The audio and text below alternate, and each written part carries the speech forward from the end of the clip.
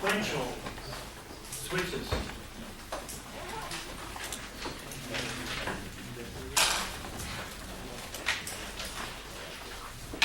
So this circuit here, you'll see is that I want to think that it's an intuitive approach to how we're going to do that. But what you're going to find here is that you're going to have a series of switches that are thrown. And you already have this on your homework. And when you throw these switches, you'll see that there's a charging or a storing of either voltage or current, whether you're talking about capacitor and inductor here. And then you have a second switch that throws it. Or maybe you have a third switch that throws it. And I'm only here to show you that the solution that we've dealt with still works. What we have to do here is that we have to do a shift in coordinate system in order to get it to sort of like match our solution here. So what we'll find here is that, let's just suppose we have this curve. So I'm going to imagine that I have a curve where I'm looking at the voltage of the capacitor as a function of time. And what I'm going to look at here is that you can imagine here that a capacitor is initially charged. So it comes in, let's say, at this value right here, and it comes in, and at VC 0 minus, it has a non-zero voltage here. So what happens now? A switch gets thrown. And now the capacitor starts to charge up. And before it completely charges up, an additional switch is thrown. So right now, we have a switch at t equal to 0. And then we have another switch, let's say at t equal to 1. And in this scenario here, you can imagine here that the switch is doing what? Maybe it's discharging the capacitor. So now I have a different scenario here, and then it starts to discharge. That doesn't look very good, actually. So if it starts to discharge, how about if I make this a little bit something like this? It starts to discharge like this, and then maybe even a third switch is in the circuit. And now you'll get this scenario here where the capacitor maybe dies down completely like this. So what you're seeing here is that there's really what? 1, 2, 3, 4 intervals of how we look for the capacitor here. And what you're going to find here is that when you do this, we're really talking about the voltage of the capacitor as a function of t. Actually, let me write this with a number here. I'll call this VC1. Right? This is VC0, if I could call it. And this will give me the time between T1. So then this curve is described by that voltage. But that voltage here depends on what? The initial, and then it's a VOC value as it's being forced to go to that. And then here, you're now getting the second switch is thrown, right? This is the second switch. So that means now I have a new behavior to this capacitor. And in this case here, note that this is not at 0. It's at T1.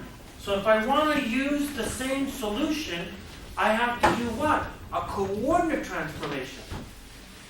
So then this guy goes from this to T2 here. And then, right here, you're seeing that there's even a third switch. It's a bit excessive now. But nonetheless, it's the same type of thinking here.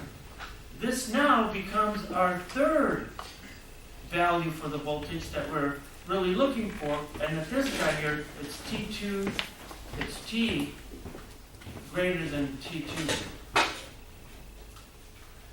So what's important about these switches here is how, this one is what we've been practicing. It's this one and this one that we want to pay attention to. How do I write the solution to this capacitor equation when I have these switches that don't start at 0, but start at T1 here?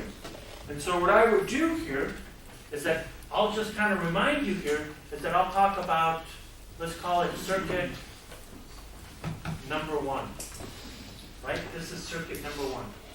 So in this case here, what am I going to write? I'm going to write VC1 of T, and this guy will be VOC1, right? That has to be the Thevenin voltage for that first circuit. And then I'm going to get VC of 0 minus VOC1 times e to the minus t over tau 1. Tau 1 telling me that that's the time constant for that circuit. So now what happens? What happens is that the switch is thrown at T1. So now I have what? A second circuit that I'm actually dealing with. So I'm going to call that circuit number 2. So when I look at VC2 of T, what do I know here? Well, this guy has its own VOC value. So I got to come in here and I got to write VOC2. But now, when I look at this next piece here, what's the initial voltage of this circuit here? And you can see that if I look at that point right there, that initial voltage depends on what this guy was at T1. So then that means here, I'm going to go over here and I'm going to write VC1 at T equal to T1. That's my initial voltage at this point right here. And then, following this here, it's got to be VOC2, but now I have an exponential here. But that exponential here, note that the solution that we've been writing is assuming that we start at 0. But if I'm going to move to T1, I got to do a coordinate shift. So what you're going to see here is that this time here is T1 over this new time constant for the second circuit here. And what you're seeing here is that this is a coordinate shift. So I'm taking T to T minus T1. In other words, I'm taking T1, and where am I bringing it to? Effectively the origin. And then a third switch goes off. And if I have a third switch, then I have a very similar case. So check this out. I have a new VOC. So I'm going to write VOC3 in this case. And then I got to look at my initial position at that boundary right there. And if I look at that, we can write this as what? VC, well, what's the equation that determines this guy? It's VC2, so it's got to be VC2 at T equal to T2. So then it's got to be VC2 at T equals to T2 minus VOC3 times e to the minus. Now note, this is this coordinate system here, so what I want to do here is that I want to do what? I essentially want to shift this back. So if I was to really look at that shift sequentially, I could write this as T minus T. That doesn't make sense. It should be just T2. But I'm adding these.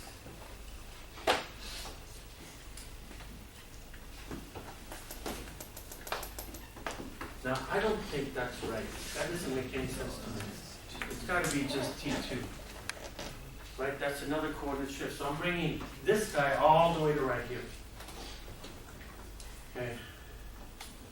So again, here's another coordinate shift. Where I'm taking T to T minus 2, 2.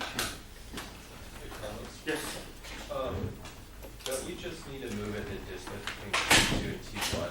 Because you already shifted T1 to 0? Not the whole distance from T2 to 0. Well, let's look at this. This, if I'm going to write the equation like this, then I would think that I would want to shift this all the way back to here so I could use this equation at the origin. So whether this occurs here or not, so let's say that, I mean, in essence, I'm really just doing that again. So if I was to take this out of the way and it's only T2, it should be shifted by that amount. But if you're using your VC2 in that equation, it already has that phase shift in that equation, right?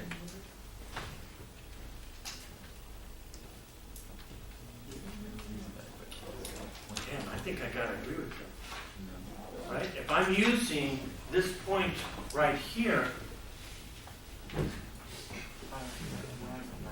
yeah, you know, my notes have a shift of minus T1 right here, but I'm a little skeptical of this right here.